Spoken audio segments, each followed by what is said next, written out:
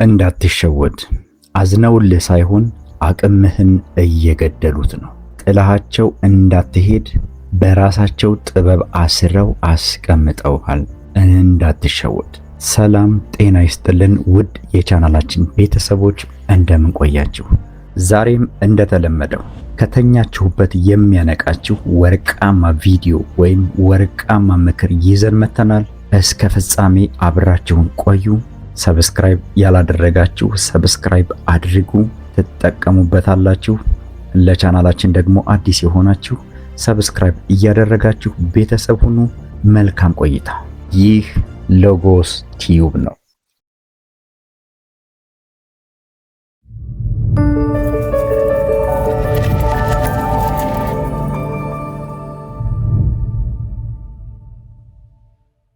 አብዛኛው ሰው በህይወቱ ውስጥ የሚጎዳው የሚመስለው የሚጠላው ሰው እንደሆነ ያስባል። ነገር ግን አይደለም። እውነታው ከዚህ በጣም የተለየ ነው።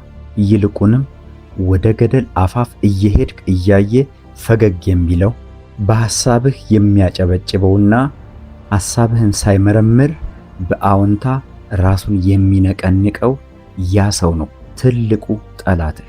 እስቲ ይህን አስብ። በህይወትህ በጣም የምትመኘውን ቤት ልትሰራ ነው። ቦታ አለህ፣ ፍላጎቱ አለህ።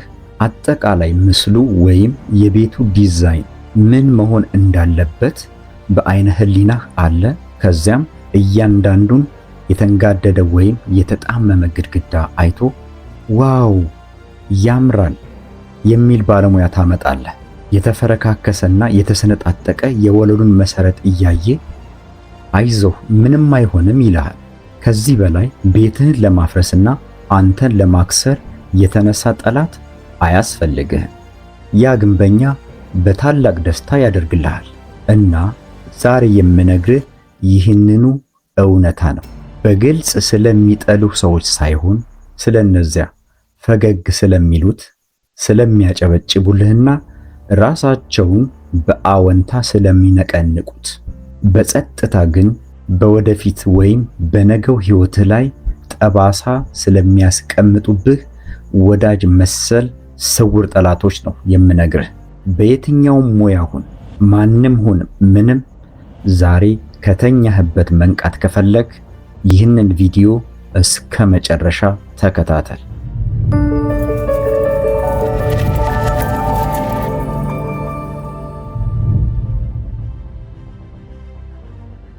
አንድ የማትክደው ሀቅ ልንገርህ። አሁን በዙሪያህ የከበቡህ የሚጠሉህ ሰዎች እንዳልሆኑ በትክክል አውቃለሁ። በተቃራኒው የሚወዱህ የሚመስሉህ በአንተ አጠራር ወዳጆቼ ብለህ የምትጠራቸው ነገር ግን የህልምህ ገዳዮች ናቸው። ማስረጃ ልስጥህ። ነገ ከስራዬ እወጣለሁ ትላለህ አንተ። እነሱ ዋው ያ የደፋር ሰው እርምጃ ነው በርታ ይሉሃል። አንተ የሆነ ነገር ላደርግ ነበር ነገር ግን ገንዘብ የለኝም ስትል እነሱ ደግሞ አይዞህ ገንዘብ ይመጣል ይሄዳል ይሉሃል። አሁንም አንተ ትቀጥልና ሁለት የዩቲዩብ ቪዲዮዎች አይቻለሁ፣ ንግድ ለመጀመር ዝግጁ ነኝ ትላለህ። ያ በመሰረቱ ኤምቢኤ እንደመያዝ ነው ይሉሃል። በድንገት የምታመጣው እያንዳንዱ ሐሳብ ብልህ እንደሆንክ እንዲሰማህ ያደርጉሃል። እያንዳንዱን እቅድህንና እያንዳንዱን መጥፎ ምርጫህን ዋው ያ ግሩምና አስደናቂ ነው፣ እንዲሁም ስልጣኔ ነው፣ በርታ ቀጥል ይሉሃል። እናም ጀግናይ አድምጠኝ፣ ያ ሁሉ አዎንታ በመጀመሪያ ላይ በጣም ደስ የሚል ስሜት ይሰጣል። አንተም ያወክና በጣም ብልህ የሆንክ ይመስላል። እውነት እናውራ ካልን በሁሉም ነገር መስማማት ምቾት ይሰጣል። ልክ ነህ መባል አዎ ምቾት ይሰጣል። ለኢጎህ ደግሞ ሞቅ እንዳለ ብርድ ልብስ ነው። በመጨረሻም ጥያቄ የማይጠይቅህ ማለትም ለምን፣ እንዴት፣ ይህ ሊሆን አይችልም፣ እንደዚህ ብታረገው፣ እንደዛ ብታደርገው ብሎ የማይጠይቅህ ወይም ቻሌንጅ የማያደርግ ሰው አገኘህ ማለት አይደል? እንግዲህ ስማኝ፣ መራራው እውነት የሚጀምረው እዚህ ጋር ነው። ሁል ጊዜ በምታነሳው ሐሳብ የሚስማሙ ሰዎች አንተን እየደገፉህ አይደለም፣ የራሳቸውን ምቾት እየጠበቁ እንጂ። ከአንተ ጋር ሲሆኑ የሚያገኙትን ምቾት ለአፍታም ማጣት አይፈልጉም። ስለዚህ አሉታዊ ወይም ተቃራኒ መስለው መታየት አይፈልጉም።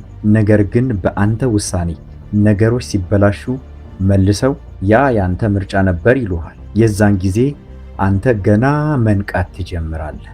ሃዋርድ ሹልስ የቀድሞ የስታርባክስ ዋና ሥራ አስፈጻሚ የነበረው ያለውን እንደ ምሳሌ ልጥቀስልህ። እንደዚህ ይላል። በመጀመሪያዎቹ ቀናት አዎ ሃዋርድ ምርጥ ሐሳብ ነው፣ ብልህነት ነው የሚሉ ብዙ ሰዎች ነበሩት። ነገር ግን በእውነት ያዳኑት ሰዎች ሐሳቡን የተቃወሙት ወይም ቻሌንጅ ያደረጉት ሰዎች ናቸው። ይህ አይሆንም፣ እንደገና አስብበት፣ እንደዚህ ሊሆን አይችልም ያሉት ሰዎች ነበሩ የታደጉት ወይም ለእድገቱ መሰረት የሆኑት። ሃዋርድ ቀስ በል፣ ትልቅ ዋጋ የሚያስከፍል ስህተት ልትሰራ ነው ያሉት ሰዎች ነበሩ የእድገቱ መሰረት የነበሩት። አውቃለሁ ቻሌንጅ የሚያደርጉ ወይም ደግሞ ሐሳብህን የሚቃወሙ ሰዎች በዙሪያህ መኖራቸው ወይም በአጠገብህ መኖራቸው ምቾት አይሰጥህም። ነገር ግን እውነተኛው መንገድ ያ ነው። ለምን፣ እንዴት ብለው የሚጠይቁ ሰዎች መኖራቸው፣ ደግመህ አስብበት የሚሉ ሰዎች መኖራቸው። እኔ በአንድ ወቅት ያገኘሁት ወጣት ሥራ ፈጣሪ ብሩህ አእምሮ ያለውና በራሱ የሚተማመን እንዲሁም ታታሪ ሰው ነበር። በንግግራችን መካከልም እንዲህ አለኝ፣ የሚገርምህ ሁሉም ሰው ይደግፈኛል፣ በሐሳቤ ይስማማሉ፣ ምንም አይነት ጥያቄ አያነሱም አለኝ። እኔም እንዲህ ስል ጠየቅኩት፣ ሐሳብህ ስህተት እንደሆነ እያወቁም ይደግፈዋል አልኩት። እርሱም በእርግጥ ሁሉም ሰው ይደግፈኛል፣ ምክንያቱም ስለሚያምኑኝ አለኝ። እኔም ፈገግ አልኩ። የተሳሳተ ሐሳብ ስለነበረ ሳይሆን እንደዚህ አይነት ታሪኮች በተደጋጋሚ ስለሚያጋጥሙኝ።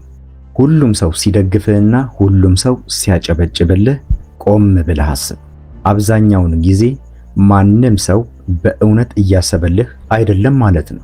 ለምን ብለው ካልጠይቁ ራስህን ጠይቅ። ቆም በል፣ ለውሳኔ አትቸኩል፣ አይዞህ በርታ በሚሉህ አትገፋፋ። ማንም ሰው ደግሞ በራሱ እርግጠኛ ሆኖ ይህ ጥሩ ነው፣ ያ መጥፎ እርምጃ ሊሆን ይችላል ለማለት የሚያስችል ድፍረት የለውም። ትንሽ ጊዜ ውሰድና ስለ ሥራ ጓደኞችህ አስብ።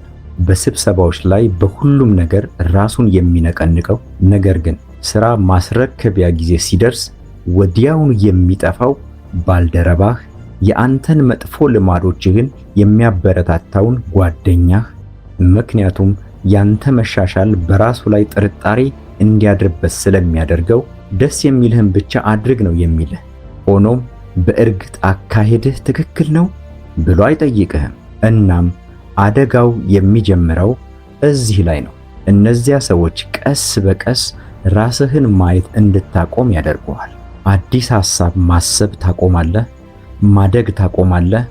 በሁሉም ነገር አዎ በሚሉ ሰዎች ትከበባለህ። እድገት ምትሃታዊ አይደለም፣ በድንገት አትለወጥም።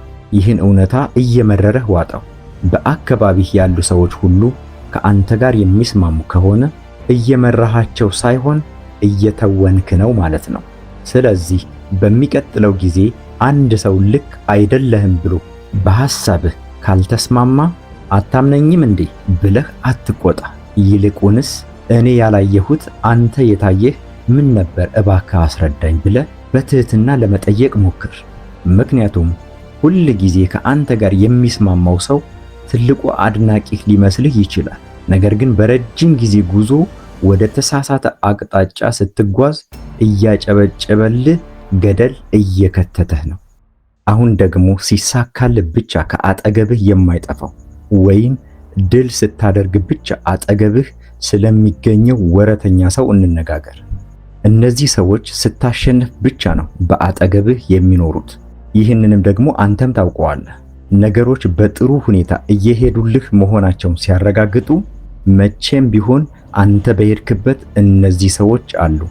የጽሑፍ መልእክት ወይም ቴክስት ይልኩልሃል፣ ይደውሉልሃል፣ አስተያየት ይሰጡሃል፣ እንውጣ ሻይ ቡና እንበል ይሉሃል። አየ ወንድሜ እንደምታሳካው በጣም እርግጠኛ ነበርኩ ይሉሃል፣ ከተሳካልህ በኋላ ማለት ነው። ነገር ግን ቀን ሲጠምብህ ወይም ነገሮች ሲበለሻሹ እነዚህን ሰዎች አጠገብህ ፈጽሞ አታያቸውም። የመጡት ስኬትህን ብለው ነው። ውድቀትህን ለመደገፍ ከጀርባህ አይቆሙ፣ አይዞህ ለማለት አይቆሙ። ድራሻቸው ይጠፋል። ስትደውልም ስልክ አያነሱልህም፣ እነሱም መልሰው አይደውሉ። መልእክትህን አይመልሱም፣ እነሱም መልእክት አይልኩልህም። በድንገት እነሱም በጣም ስራ ይበዛባቸዋል። አንተ ስትፈልጋቸው ቢዚ እንደሆኑ ወይም ስራ እንደበዛባቸው ይነግሩሃል። አንድ የቢዝነስ ስምምነት ወይም የቢዝነስ ውል ሲያመልጥህ ምናልባትም ላንተ ስላላለው ይሆናል ይሉሃል። ስትወድቅ ሌላ ነገር መሞከር አለብህ ይሉሃል። አንተ ካለህበት ለመውጣትና ህይወትን ድጋሚ ለማሸነፍ ስትታገል ምንም አይሉም። ምክንያቱም እነሱ በጭራሽ የአንተ ወይም ካንተ ጋር አልነበሩ። ወረተኞች ነው የነበሩት። እነሱ የነበሩት ለዚያች ደስ ለምትለው ቅጽበት ብቻ ነው። እዚህ ላይ አንድ ምሳሌ ልስጥህ። ስቲቭ ጆብስ ወይም የአፕል ካምፓኒ መስራች በ80ዎቹ አካባቢ በጣም ፈታኝ የሚባል ጊዜ ነበር ለሱ። ብዙ ሰዎች ጥለውት ሄደዋል። ብዙ ሰዎች ተጠራጥረውታል። ብዙ ሰዎች ተችተውታል። ብዙ ሰዎች ፊታቸውን አዙረውበታል። ነገር ግን የስቲቭ ጆብስ ህልም የገባቸው ራዕዩ የገባቸውና የወደፊቱን አሻግረው ማየት የቻሉት ከአጠገቡ የቆሙት እና የደገፉት ጥቂት ሰዎች ነበሩ። እነሱም ለአሁኑ ለስቲቭ ጆብስ መነሳትና እንደዚህ ታላቅ ሆኖ ለመቀጠሉ ትልቅ አስተዋጽኦ አድርገውለታል። ይሄውልህ ህይወት ልክ እንደ አየር ጸባይ ነች። ፀሐይ ስትወጣ ብዙ ሰው ወደ አንተ ይመጣል። ነገር ግን ዝናብ እውነተኛ ጃንጥላ የሚዘረጋልህ ማን እንደሆነ ያሳያል። እኔም በህይወቴ ይህን አይቻለሁ። በአንድ ወቅት አንድ ሰው አውቅ ነበር።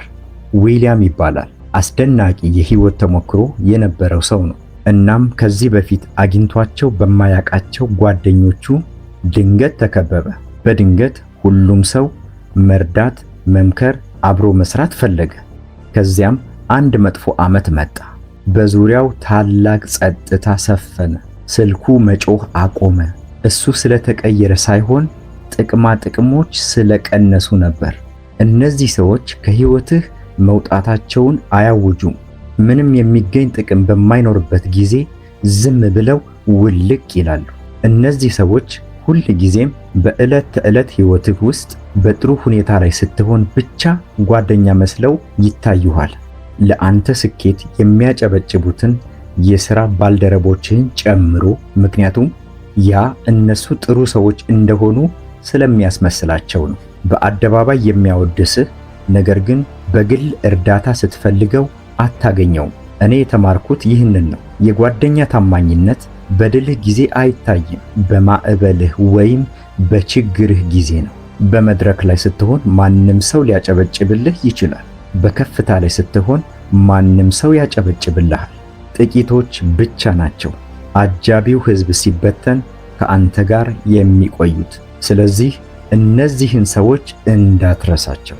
ምንም የሚያስደስት ነገር በማይኖርበት ወይም በጨለመብህ ጊዜ ከጎንህ ማን ነበር? የሚታይ ስኬት በማይኖርበት ጊዜ፣ ማንም በማያዳምጥህ ጊዜ ማን ነበር ጆሮውን የሰጠህ? ምንም የደመቀ ነገር በማይኖርበት ጊዜ ማን አብሮህ ይቆያል? ምክንያቱም አንተ ሲኖርህ ሲያምርብህ ብቻ አብረውህ የሚታዩት የጉዞህ አካል አይደሉም። እነሱ ዝም ብለው በህይወትህ አላፊ ጎብኚዎች ነበሩ። አሁን ደግሞ በህይወትህ ፈጽመህ ልታምነው የማይገባህን ሰው ልንገርህ። ፈገግተኛው ቀናተኛ፣ ቅናቱን የሚደብቀው ወይም ደግሞ ቅናቱን ከፈገግታው ጀርባ የሚደብቀው ጓደኛ።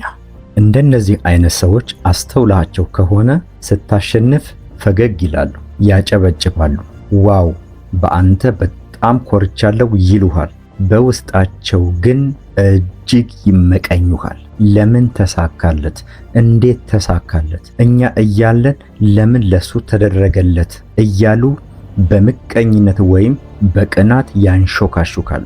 ልክ ደስ የሚል ድምፅ እያሰማች ነገር ግን መጠጥህን ከጠረጴዛው ላይ ለመጣል በሚስጥር እንደምትጠብቅ ድመት በላቸው። እንደሚደግፉህ ያስመስላሉ፣ ነገር ግን በውስጣቸው እንድትወድቅና እንድትሰናከል ያሟርታሉ። ኦፕራ ዊንፍሬን እንመልከት። በመጀመሪያዎቹ ቀናት ብዙ ሰዎች በአደባባይ ያከብሯት ነበር፣ ከጀርባ ደግሞ ያንሾካሹካሉ፣ ከሌሎች ጋርም ያወዳድሯታል። እና እሷን በአንድ ክልል ውስጥ አስረው ለማስቀመጥ ይሞክሩ ነበር። በእውነት የረዷት ሰዎች ግን በእውነት ለስኬቷ በቅንነት የተደሰቱ ሰዎች ነበሩ። እነዚህ በስኬቷ የተደሰቱ ሰዎች መድረክ ላይ አጨብጭበው ከመድረክ ጀርባ ፊታቸውን አላዞሩባትም። በእውነተኛ ሕይወት ቅናት በየትኛውም ቦታ በማንም ውስጥ ሊደበቅ ይችላል። የሥራ ባልደረባህ ለማዕረግ እድገትህ እንኳን ደስ አለህ ይልሃል። ነገር ግን አነጋገሩ ለእኔ መሆን ነበረበት የሚል ይመስላል። በትልቁ ማስታወቂያ ስር ብዙ ስሜት ገላጭ ምስሎችን የሚያስቀምጥ ከዚያም ዘወር ብሎ በእውነት ግን ያንን ማሳካት አልነበረበትም፣ አይገባውም ነበር ብሎ የሚያማህ ጓደኛህ ራሱ ነው። በጣም ጥሩ እየሰራህ ነው የሚልህ ነገር ግን የቀረውን የምሳ ሰዓት ያንተን መንገድ ከእነሱ ጋር በማወዳደር የሚያሳልፈው የአክስትህ ልጅ ውስጥም ቅናቱ ወይም ምቀኝነቱ አለ። በአንድ ወቅት በጣም ስኬታማና ደስተኛ የሆነ የድርጅት መስራች ወጣት አግኝቼ ነበር። ይህ ወጣት ለጓደኛው ሁሉንም ነገር አሳየው። አዳዲስ ደንበኞቹን፣ ትንንሽና ትላልቅ ድሎቹን፣ ደስታውንም ጭምር አሳየው። ጓደኛውም ፈገግ አለ፣ ራሱንም ነቀነቀ፣ ሁሉንም ነገሮች አድንቆ ተናገረ። ያ ጓደኛውም ከ10 ደቂቃ በኋላ ዘወር ብሎ ለሌላ ሰው እስቲ እንግዲህ ይሄ ሁሉ ድል ምን ያክል ጊዜ እንደሚቆይ እናያለን። ልጁ ይህንን ሲያውቅ ጓደኛው እንዲህ ስለቀናበት አልተከፋም። የተጎዳው ግን ጓደኛው ደስተኛ እንደሆነ ስላስመሰለ ብቻ ነው። እዚህ ላይ ነው ተንኮሉ። ቅናት ከትልቅ ድምፅ ጋር አይመጣም፣ ጸጥ ያለ ነው። ቀስ እያለ ያደክምሃል። በአካባቢ ካሉ ሰዎች መካከል በእውነት ላንተ የተደሰተ መኖሩን እንድትጠራጠር ያደርግሃል። ስለዚህ ይህንን ሕግ አስታውስ። እውነተኛ ደጋፊ ያለምንም ቅድመ ሁኔታ ያከብረሃል፣ ያለ ፉክክር ይረዳሃል እና በስውር እኔ ያንን በተሻለ ሁኔታ መስራት እችል ነበር ብሎ አያስብም። የአንድ ሰው አድናቆት ሁል ጊዜ ካልተገባ አስተያየት ወይም ከስውር ትችት ጋር የሚመጣ ከሆነ ያ ካጠገቡ እንድትርቅ ምልክት እየሰጠ ነው። ሐሳቦችህን፣ እቅዶችህንና ምናልባትም ቡናህንም ጭምር ከእነሱ ጠብቅ።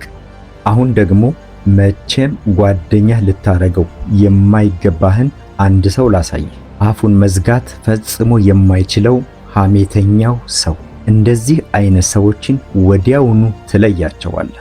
እነዚህ ሰዎች ስለ አንተ ትንሽ ወይም ነጥብ የምታክል ነገር ይይዛሉ። ከዛም አብራርተው ወይም በውሸት ቀምመው ያልተፈጠረውን ሁሉ ጨማምረው አንዳንዴም ፈጽሞ ከራሳቸው የሆነ ፈጠራ ይዘው እያወሩ ወይም እያሙህ ይውላሉ። እናም በድንገት አንተ ሳታውቅ ሁሉም ሰው ያውቃል። ያ ማለት አንተ የማታውቀውን የሐሜት ወሬ አንተ ጆሮ ላይ ሳይደርስ ሌላው ሁሉ ያውቃል ማለት ነው።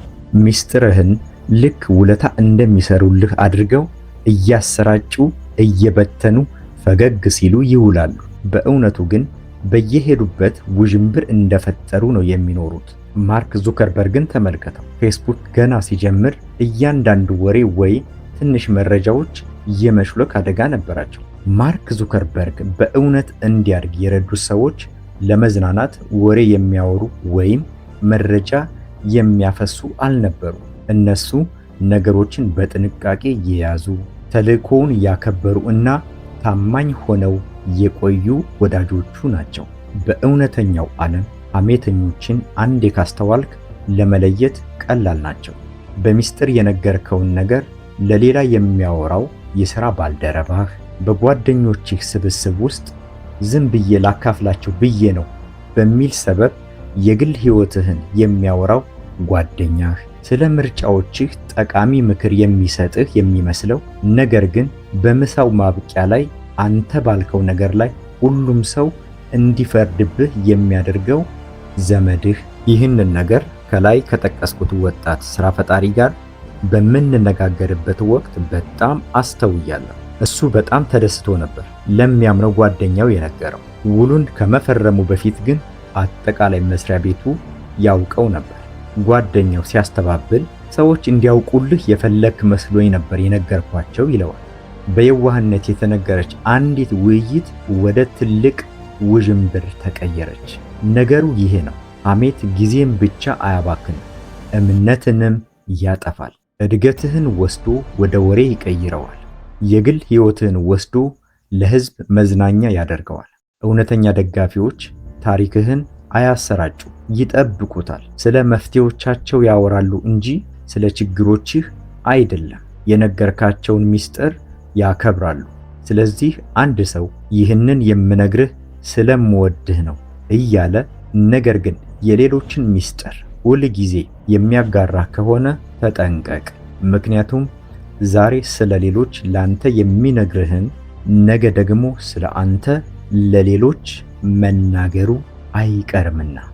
ሌላኛው ጠላትህ ደግሞ ሰበብ አቅራቢው ወይም ሰበበኛው ሰው ነው። ይህ ሰው ሁል ጊዜ ምክንያት ወይም ኤክስኪውዝ አለው። እነዚህ ሰዎች ሁል ጊዜም ስለ ድካማቸው ምክንያት አላቸው። እድለቢስ ስለመሆናቸው ምክንያት አላቸው። ስለ ጭንቀታቸው ምክንያት አላቸው። እውነታው ግን እነሱ እንደሚሉት ምክንያት ሳይሆን በሰበብ የተጠመዱ ሰበበኞች ናቸው። ለተመልካች ሕይወት እነሱ ላይ የጠመመችባቸው ይመስላል። መጀመሪያ ላይ ልታዝንላቸው ትችላለህ። ወይ ሕይወት በእውነት በእነሱ ላይ ጨክናለች ብለህ ማሰብ ትጀምራለህ። ነገር ግን በአጠገባቸው ረጅም ጊዜ ከቆየህ በድንገት ሰበቦቻቸው ምክንያታዊ መስለው መታየት ይጀምራሉ። አዎ ምናልባትም በእውነት በጣም ከባድ ሊሆን ይችላል እያልክ ራስህን ታገኘዋለህ። እናም ያ ሳያስቡት አንተንም ወደ ታች የሚስቡበት ክፉ መንገድ ይሆናል ማለት ነው። ሪቻርድ ብራንሰን በአንድ ወቅት እንዲህ ብሎ ነበር፣ ሰበብ ከሚያበዙ ሰዎች ጋር መስራት ስኬትን ማጣት ነው። ከእነዚህ ሰዎች ጋር ከሰራ ፕሮጀክትህ ይከሽፋል፣ እቅድህ አይሳካም፣ ጅምር ስራዎችህም አይጠናቀቁም። ምርጥ የሚባሉ ቡድኖች የሚሳካላቸው በችግሮች መፍትሄ ላይ ስለሚያተኩሩ እንጂ ምክንያትን ስለሚያቀርቡ አይደለም። ሰበብ አቅራቢዎች ግን የጉልበትህ ወይም የአቅምህ ሌቦች ናቸው። ተነሳሽነትህን ያጠፉታል፣ ፍጥነትህን ይቀንሱታል፣ እናም ስንፍናን እንደ ትልቅ ዕድል ያዩታል። እነዚህን ሰዎች አሁን አስተውለሃቸዋል አይደል? እጨርስ ነበር ግን ላፕቶፔ ተበላሸ የሚለው የሥራ ባልደረባ፣ ለመገናኘት ስትፈልግ በጣም ሥራ በዝቶብኛል የሚለው ነገር ግን ሳምንቱን ሙሉ ፊልም የሚያየው ጓደኛህ፣ ሕይወት ፍትሃዊ አይደለችም የሚለው ነገር ግን አዲስ ነገር ከመሞከር ይልቅ ኢንተርኔት ላይ በማማረር ሰዓታትን የሚያሳልፈው የዘመድህ ልጅ። በአንድ ወቅት አስደናቂ ሐሳብ ካለው ሰው ጋር ሰርቼ ነበር። በእውነት ብልህ በክህሎትም የተሞላ ነበር። ነገር ግን እርምጃ ከመውሰድ ይልቅ የሰበብ ግንብ የሚገነባ ነበር። ሰበበኛ ሰዎች አብረው ሲሰሩ ገበያው በጣም ወርዷል፣ ወቅቱ ጥሩ አይደለም፣ ስርዓቱ የተበላሸ ነው ይሉሃል። የሳምንታትን ሥራ ወደ ወራት ያራዝሙታል። በመጨረሻም እነሱ ፍጥነታቸውን ብቻ አይቀንሱም፣ ሌሎች ፍጥነታቸውን እንዲቀንሱ ያደርጋሉ።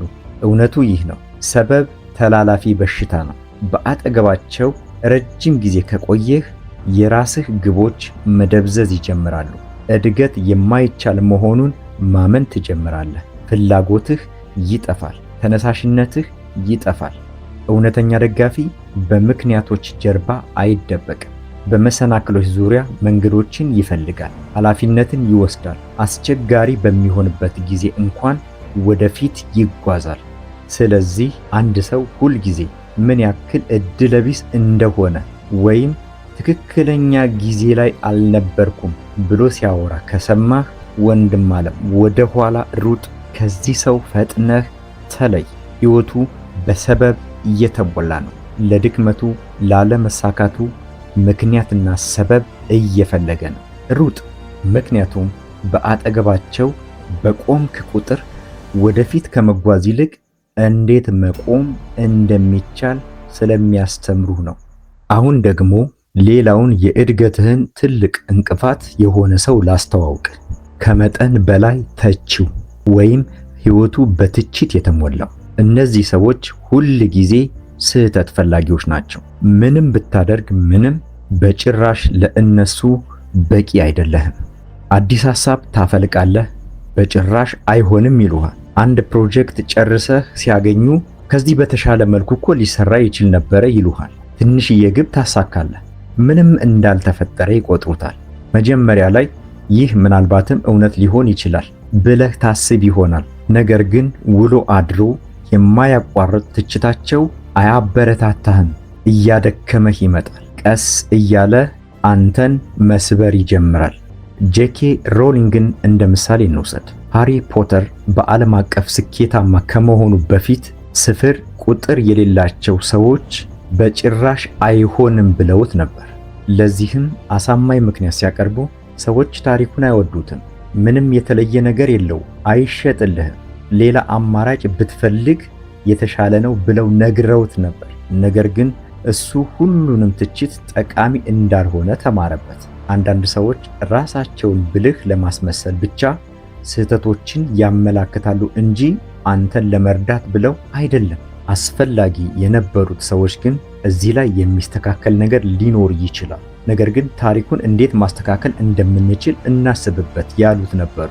በእውነተኛ ሕይወት እነዚህ ከመጠን በላይ ተቺዎች በተለያዩ መልኮች ታያቸዋለህ። በስልጠናዎችህ ፓወርፖይንት ላይ ያለውን የስህተት ጽሑፍ ሁል ጊዜ የሚመለከተው ነገር ግን በስራው ላይ ያጠፋኸውን ሰዓት የማያስተውል የሥራ ባልደረባ፣ በልብስህ፣ በግብህ፣ በልምድህ ላይ ሁል ጊዜ አስተያየት የሚሰጠው፣ በምታደርገው ነገር ሁሉ ላይ ስህተት የሚፈልገው ጓደኛህ፣ ሁልጊዜ የልባቸውን ከተናገሩ በኋላ እንዲሰማህ እያደረጉ እኔ ዝም ብዬ ለማስተካከል ነው ማለትን የሚወዱት የቤተሰብ አባላት። በአንድ ወቅት አንድ ወጣት ሥራ ፈጣሪ ለአንድ ቡድን ሐሳብ ሲያቀርብ አይቼ ነበር። ገና ሳይጨርስ ከመጠን በላይ ተቺዎች ጣልቃ ገቡ። ያ እውነተኛ አይደለም፣ ገበያው በጣም ተጨናንቋል፣ ዝግጁ አይደለህም ማለት ጀመሩ። በመጨረሻ ላይ ልጁ ሐሳቡን ብቻ ሳይሆን ራሱን መጠራጠር ጀመረ። እናም እውነተኛው አደጋ ይህ ነው።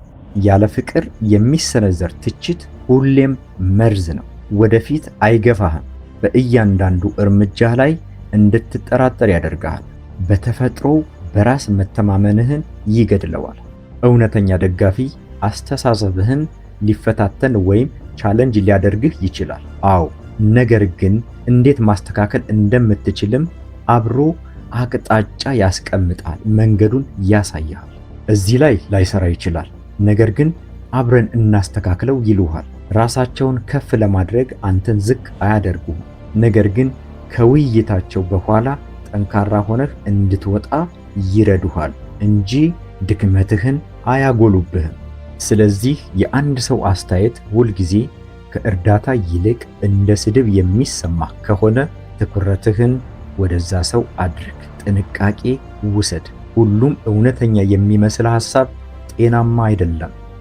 በመጨረሻም ምቾት ጠባቂውን ወይም የምቾት ሱሰኛ ስለሆነው ሰው እንመልከት። ምክንያቱም ምንም አይነት ጎጂ አይመስሉህም። እንደነዚህ አይነት ሰዎች በጣም ተንኮለኞች ናቸው። ምክንያቱም ጎጂ አይመስሉህም።